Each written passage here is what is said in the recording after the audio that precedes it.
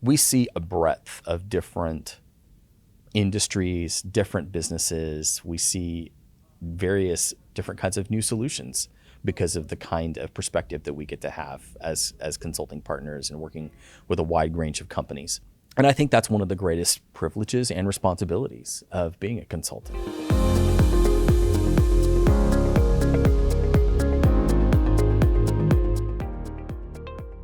Good morning, everyone. We are starting a conversation with my colleague, Jared Shoemaker. Jared is a principal at CG Infinity. Anytime we have a high visibility, complex project or program with digital transformation, there is a fight inside the company to have Jared lead it. So needless to say, Jared is very sought after and very effective in what he does. You've worked with some of the biggest brand as your customers. Now, we all know we are smart, but our customers have smart teams. So the question is, why do they need consultants like us? And the second part of the question is, when you get so effective at customer projects as a consultant, why have you not gotten to go and work from one of these big brands directly? Well, thanks for that generous introduction. I appreciate that, Saurajit. I think that the real value in consulting ultimately is perspective. Both strategic and operational perspective. That's really one of the things that we can bring as consultants to our clients. Even the smartest internal teams, they can get too close to their own processes. They can develop blind spots. They can fall into, I'll call it legacy thinking instead of groupthink, because it's not necessarily groupthink, but it is legacy thinking. There are ruts that develop in organizations, and it can be difficult to get out of those. And so as consultants, we can come in and we can bring fresh perspective. We can bring new and proven frameworks and introduce solutions that just probably hadn't been considered. And we can also objectively, constructively, help to challenge assumptions inside the organization. We see a breadth of different industries, different businesses. We see various different kinds of new solutions because of the kind of perspective that we get to have as consulting partners and working with a wide range of companies. And I think that's one of the greatest privileges and responsibilities of being a consultant. And whenever I'm a consultant, yes, I'm there to solve my one client's problem at that point in time. But over the scope of my career, I am helping to build and propagate better practices across multiple different industries. And I find that very rewarding and exciting. Very fresh perspective, not just bound by legacy thinking. Very nice. One of the things that I get inspired and learn from you is how well you prepare for a client meeting with some amazing pitch decks, and you've been a inspiration to me. And every day I go for my client pitch, I always think about how would Jared do this pitch. Building very pertinent pitch decks to customers is a very powerful weapon. When did you realize that in your career, and how did you start preparing to be such a good client pitch deck preparation person? Sure. And the second part is, what advice you're going to give some of our colleagues who are trying to be on this path to become better at these areas? Well, thank you. I got started in working on pitch decks for clients early in my consulting life as an associate consultant, and I had a couple of mentors and leaders who Frankly, I was the pixel pusher and the grunt doing the draft work for them on, all the different pitches that they were working on at the time. And I owe them a tremendous amount because I learned, I got the opportunity to get lots and lots of reps in working on a lot of drafts of a lot of different decks for different clients. And then I also got to come along and be in the room where it happened when the pitches actually took place. So I got to sit there. I wasn't giving the pitch, but I got to sit there and listen and observe and pay close attention to what resonated well and what didn't with the client. And we would even have debriefs every time. We would debrief what do we think worked? What do we think not work? Why do we think that happened?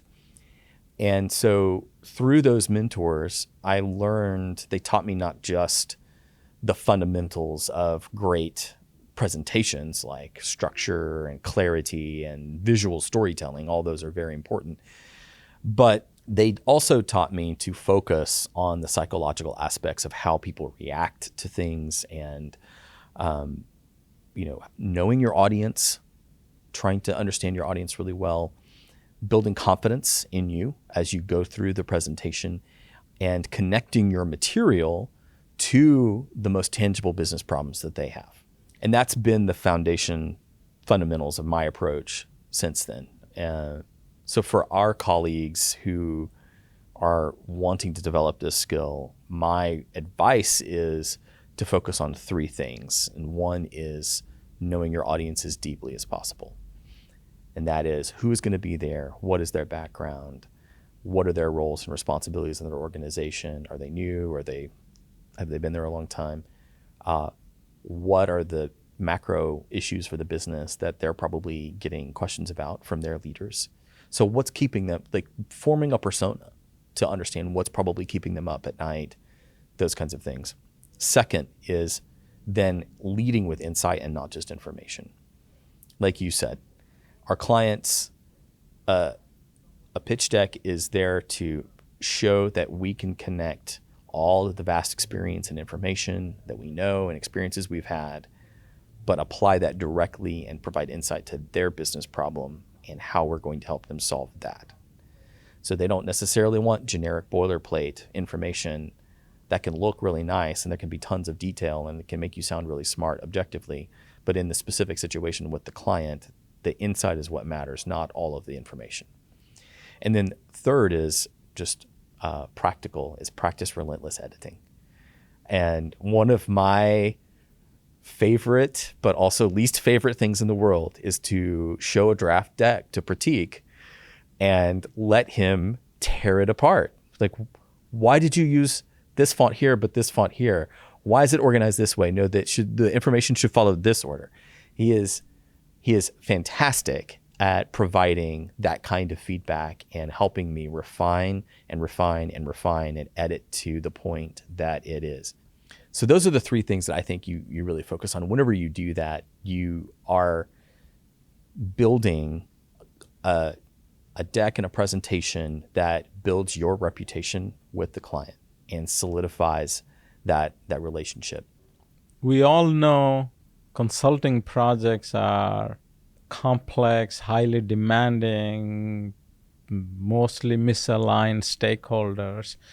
So many of us struggle to keep one project on track. How I watch you, juggling multiple projects and many times with different customers. And I see a fair amount of ease and calmness. Ease is probably calmness. Mm-hmm. As an external entity.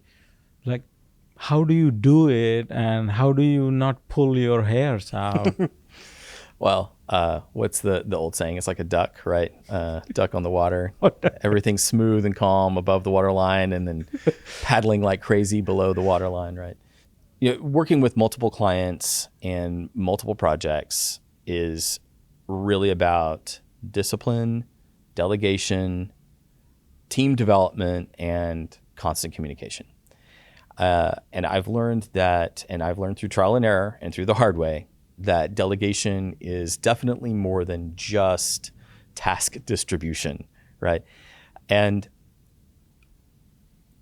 definitely it's matching responsibilities to skills, obviously, but also it's matching responsibilities and skills with career growth goals and also potential, right? So not everyone who has certain career growth goals also has the potential to achieve those. And so you have to exercise judgment there. But whenever that becomes the focus and you're thinking through those things, then I can develop the team. We can give them opportunities. You can give people the opportunities to stretch, to exercise some independence, make decisions, and grow in a supported environment. That, I think, makes a huge difference in how I can build trust with a team and say, okay, I can trust you to handle this. If something happens, you can bring me and you can call me and I'm here. And then we also have relentless communication, just that there are regular checkpoints, there are backstops for issues. So nothing just is allowed to continue without a red flag going up. But beyond the internal side of managing those kinds of things, the external side, working with the client, is having clear, complete transparency and setting expectations very clearly as much as you can from the very beginning, so that whenever risks do come up, you've already talked about those risks, or you've also discussed the fact that there will be risks that you can't anticipate, and that you have put in place a process for how you're going to deal with those risks when they do materialize inevitably. Clearly, be very effective consultants, and you'll continue to do with that. But you are also a husband, you're a father, I would say that very involved father, and you're also a son. How do you juggle to be effective in every role? What kind of challenges and conflict they might pose with each? Yeah, having a demanding consulting career and, middle school child and being married and having older parents now, there's always going to be a bit of a constant learning and constant growth. But what I think is that I'm a whole person. And so I want to be my whole self at work, at home, out in the community with friends and family and neighbors. And so it's not necessarily balancing as much as it is integration. But what that actually requires to be successful in practice is, to be successful in practice at that integration, what it actually requires is very serious boundary setting and protecting of time, so that if I put a client meeting on my calendar, that is an anchor point and that is protected time. I'm not doing something else at the same time as that, right? And so the same thing for whenever I put family time on my calendar, I put my son's football game on my calendar. That protects that time and allows me to have the boundaries so that these different things don't all bleed into one another and take from the other. They become integrated. And my wife and I have also implemented some rituals that we find help us be able to manage kind of the transitions and maintain the presence. We have a family ritual of walking with the dog in the evening right after work as kind of our transition out of work mode and into home and family mode. Very nice. Whenever we don't necessarily get to sit down and have a meal around the table as a family every night because we're busy and there are activities in the evenings as well. But when we do have, 2, 3, 4 times a week, when we do have family dinner time together, the phone, my wife and I, our phones go in a place where they can't distract us. We sit down to dinner and they stay there throughout the evening and roughly until it's my son's bedtime.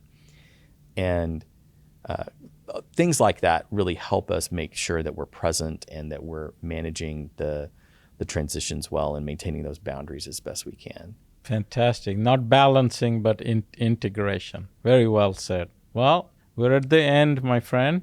Thank you so much, Jared. I really enjoyed chatting with you. And I enjoy working with you. So let's continue this. Absolutely. It was my pleasure. Thank you for having me. Take care.